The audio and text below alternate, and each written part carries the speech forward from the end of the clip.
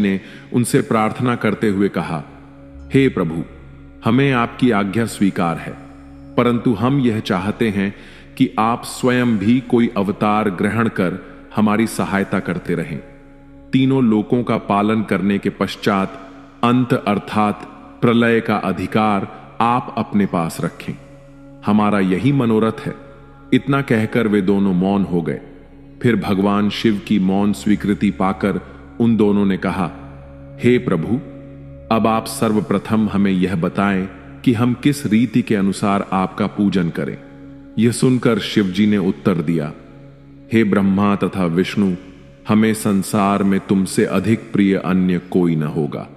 अब तुम दोनों संपूर्ण चिंता त्याग कर सुखपूर्वक अपना कार्य करो और इस कार्य द्वारा अन्य लोगों को भी सुख पहुंचाओ। हमने तुम्हें कुछ देर पूर्व जो अपना लिंग स्वरूप दिखाया था, उसका पूजन करना सर्वथा योग्य है।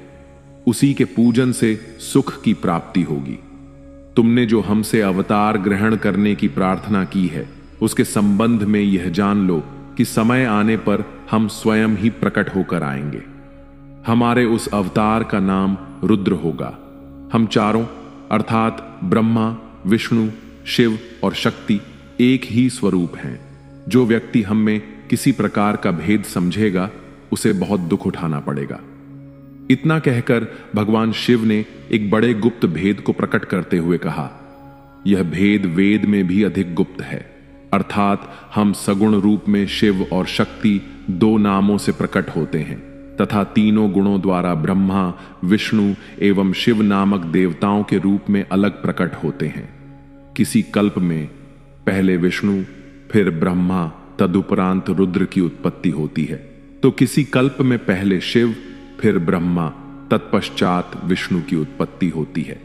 इस प्रकार तुम दोनों शक्ति के चिन्ह से रजोगुण एवं सतोगुण को ग्रहण करते हो। हर अर्थात महादेव हमारे हो अंश से उत्पन्न होकर हमारे ही तमोगुण स्वरूप हैं। उनके अधीन प्रलय कार्य रहता है। तुम दोनों श्याम एवं लाल वर्ण का स्वरूप धारण किए हो। आठ हम श्वेत रूप धारण करेंगे। इसके पश्चात शिव जी ने विष्णु जी से कहा, हे विष्णु, तुम संपूर्ण जीवों का भली प्रकार पालन करना। हमारे दाहिनी ओर से ब्रह्मा, बाएं ओर से विष्णु तथा हृदय से रुद्र की उत्पत्ति होगी। हमारी शक्ति जो उमा है, वह भी दो अंश में प्रकट होगी, जिससे तुम अलग अलग नहीं समझे जाओगे। पहले अंश से वे लक्ष्मी स्वरूपा होकर तुम्हें प्राप्त होंगी और दूसरे अंश से सरा होकर ब्रह्मा को प्राप्त होंगी। उनके उमा स्वरूप को हर प्राप्त करेंगे। उस समय संसार में उनका नाम सती प्रसिद्ध होगा। इस प्रकार ब्रह्मा, विष्णु तथा हर तीनों अपनी शक्तियों के साथ रहकर वेदों का पूजन करेंगे। ब्रह्मा का एक दिन सहस्त्र चतुर्य का होगा। इस प्रकार की 100 वर्ष की आयु ब्रह्मा की होगी। ब्रह्मा की संपूर्ण आयु का समय हर का एक दिन होगा। ऐसा एक दिन व्यतीत हो जाने पर हमारा सगुण स्वरूप निर्गुण होकर प्रलय कर देगा। इतना कहकर भगवान शिव ने ब्रह्मा और विष्णु के मस्तक पर अपने दोनों हाथ रखे और इस प्रकार शिक्षा देकर अंतर्धान हो गए।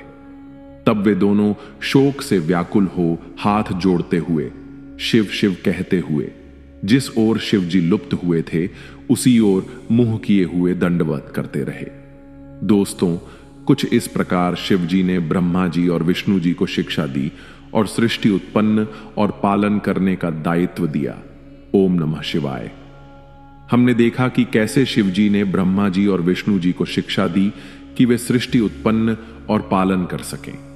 आज हम शिव पुराण के अनुसार ही देखेंगे कि कैसे शिव जी की आज्ञा से ब्रह्मा जी ने सभी जीव और सृष्टि उत्पन्न की।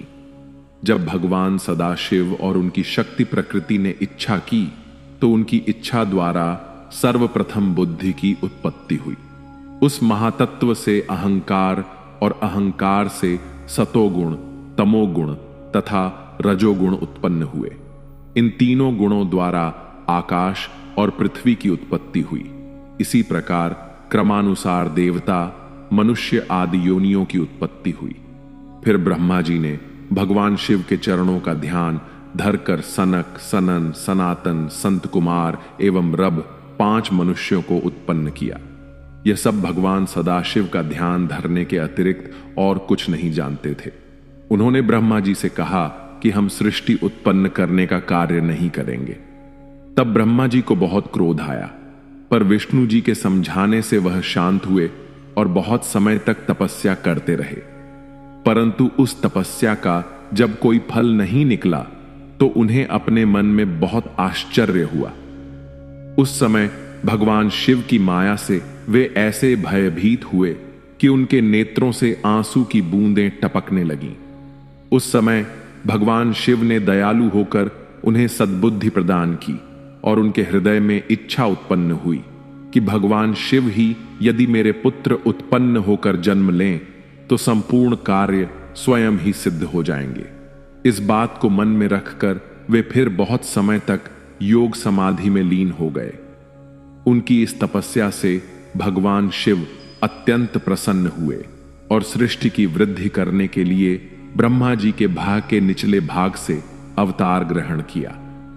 उन्होंने अपने उस अवतारी शरीर में वे चिन्ह प्रकट कर दिए जिन्हें ब्रह्मा जी और विष्णु जी ने उनके दर्शन प्राप्त करते समय देखा था। इस प्रकार उन्होंने ब्रह्मा जी की सहायता करने हेतु अवतार ग्रहण किया। भगवान शिव इस रूप में प्रकट होकर ब्रह्मा जी से बोले, हे ब्रह्मा, यदि आप हमें आज्ञा दें तो हम वेदानुकूल कार्य करें। ब्रह्मा जी ऐसा सुपुत्र पाकर फूले नहीं समा रहे थे। ब्रह्मा जी ने कहा, जब तुम जैसे मेरे पुत्र उत्पन्न हुए हैं तो मेरे संपूर्ण मनोरथ निश्चय ही पूर्ण हो जाएंगे। मैं वेद के अनुसार तुम्हारे जो 11 नाम हैं उन्हें बताता हूं। मननु, महर, निश, महान, शिव, कृतु, धवज, उग्रता, भव, काल, वामदेव तथा धृतव्रत। तुम्हारे 11 रुद्र के नाम इस प्रकार हो गए: धी, वृत्ति, उष्ण, उमा, निरस, इला, अंबिका, इरावती, सुधा, दीक्षा तथा रुद्रणी। इसके अतिरिक्त रुद्र, महेश्वर, हर तथा जगदीश आदि तुम्हारे अनेक नाम और भी होंगे। पृथ्वी, जल, आकाश, अग्नि और वायु, ये 5 तत्व तथा सूर्य, चंद्रमा, जीव और हृदय, यह योग स्थान तुम्हारे निवास स्थान हो। तुम अपनी पत्नियों को यही अपने साथ रखो और संतान की उत्पत्ति करो, जिससे सृष्टि की उत्पत्ति हो। उनकी यह बात सुनकर उन सगुण स्वरूप शिवजी ने भूत, प्रेत, पिशाच आदि शस्त्रों प्रकार के भयानक जीव उत्पन्न किए, जिन्हें देखकर ब्रह्मा जी को अत्यंत आश्चर्य हुआ। तब उन्होंने भयभीत होकर कहा, तुम इस संतान को इसी समय नष्ट कर दो तथा श्रेष्ठ पुत्र उत्पन्न करो। यह सुनकर शिवजी ने उत्तर दिया, हे ब्रह्मा, जिन जीवों को बार बार जन्म लेना और मरना पड़े उन्हें हम उत्पन्न नहीं करेंगे। उन्हें तो आप ही उत्पन्न कीजिए, आप हमें भूलिए नहीं। यह कहकर शिवजी ने अपनी माया को ब्रह्मा जी के ऊपर से हटा लिया। उस समय ब्रह्मा जी ने चैतन्य होकर अपना मस्तक दंडवत करने हेतु उनके चरणों में झुका दिया। यह देखकर शिवजी ने उन्हें ऊपर उठाते हुए उनके मस्तक पर अपना हाथ फेरा। उस समय सनकादिक भी आकर शिवजी के चरणों में गिर पड़े और उन्हें दंडवत करते हुए स्तुति करने लगे। भगवान सदाशिव ने दयालु होकर उन्हें उत्तम बुद्धि प्रदान की। तदुपरांत शिवजी ब्रह्मा जी के ललाट के मार्ग से गुप्त होकर अपने लोक चले गए। शिवजी की आज्ञा पाकर ब्रह्मा जी ने सर्वप्रथम पृथ्वी, आकाश आदि पंचतत्व, पर्वत, मूल एवं कला आदि उत्पन्न किया। तदुपरांत अपनी इच्छा से विरचि, अग्निस, ताप, भगु, पुलस्त्य, पुलह तथा वशिष्ठ इन 7 ऋषियों को जन्म दिया। फिर उन्होंने अपने प्रत्येक अंग से नारद, दक्ष, कर्दम आदि 10 पुत्रों को उत्पन्न किया। फिर स्तन से मनुष्य, पीठ से पाप और अन्य अंगों से प्रीति, तृष्णा आदि को प्रकट किया। तदुपरांत क्रमानुसार नक्षत्र, दिशा, दिक्पाल, चंद्रमा आदि को उत्पन्न किया। परंतु अपने द्वारा उत्पन्न उस तामसी सृष्टि को देखकर ब्रह्मा जी को अत्यंत चिंता हुई। रात्रि के कारण अब उन्हें भूख लगी और वे राक्षस यक्ष आदि को खाने के लिए दौड़े। उस समय अपने शरीर को भयानक बनाकर उन्होंने काल को उत्पन्न किया। इसके उपरांत उन्होंने उस शरीर को त्याग कर स्त्री का शरीर धारण किया। उस समय उनके उस रूप को देखकर सब आर्षि मुनि आसक्त होकर उन्हें पकड़ने के लिए दौड़ पड़े। तब उन्होंने उस शरीर को बदलकर दूसरा शरीर धारण किया और अपने घुटनों द्वारा असुरों की उत्पत्ति की। आर्षि मुनि उस समय उन्हें नहीं पहचान सके और काम के वशीभूत निर्लज्ज बनकर उनके पास दौड़े चले आए। उनके भय से भयभीत हो ब्रह्मा जी ने भगवान शिव जी से प्रार्थना की और कहा, हे प्रभु, आप इन दुष्टों को शीघ्र ही नष्ट कर डालें। उनकी प्रार्थना सुनकर शिव जी ने अप्राकृतिक रूप से जिस समय उन्होंने अपने शरीर को बदला वह समय संकाल कहलाया। उसमें संपूर्ण असुर अचेत होकर गिर पड़े। तत्पश्चात ब्रह्मा जी ने मनुष्यों की सृष्टि की। अस्तु उन्होंने दूसरा रूप धारण कर राक्षस, गंधर्व, यक्ष, किन्नर, पुरुष, विद्याधर, ईश्वर, भूत, प्रेत आदि तथा स्त्री को उत्पन्न किया। परंतु इन जीवों की उत्पत्ति से भी ब्रह्मा जी को प्रसन्नता प्राप्त नहीं हुई।